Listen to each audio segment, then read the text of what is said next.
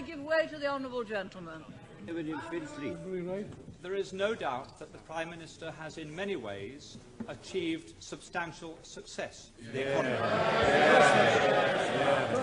There is one statistic that I understand is not, however, challengeable, and that is that over her 11 years, the gap between the richest 10% and the poorest 10% in this country has widened substantially.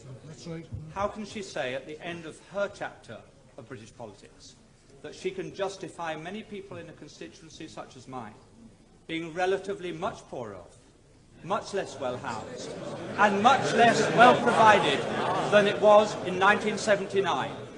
Surely she accepts that is not a record that she or any Prime Minister can be proud of. Mr. Speaker, all levels of income are better off than they were in 1979. But what the honourable member is saying is that he would rather the poor were poorer, provided the rich were less rich. That way you will never create the wealth for better social services as we have. And what a policy! Yes, he would rather have the poor poorer, provided the rich were less rich. That is the Liberal policy. Yes, it came out. He didn't intend it to, but he did. I give way to the honourable gentleman. I'm extremely grateful.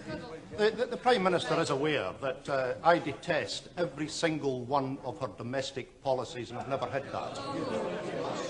And I think that the honourable gentleman knows that I have the same contempt for his socialist policies as the people of East Europe who have experienced it have it for theirs. I think I must have hit the right nail on the head when I pointed out that the logic of those policies are they'd rather have the poor poorer. Once they start to talk about the gap, they'd rather the gap was that. Down here. That. Not that. But that.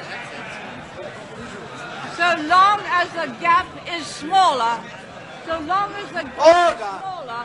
they'd rather have the poor poorer. You do not create wealth and opportunity that way. You do not create a property-owning democracy that way.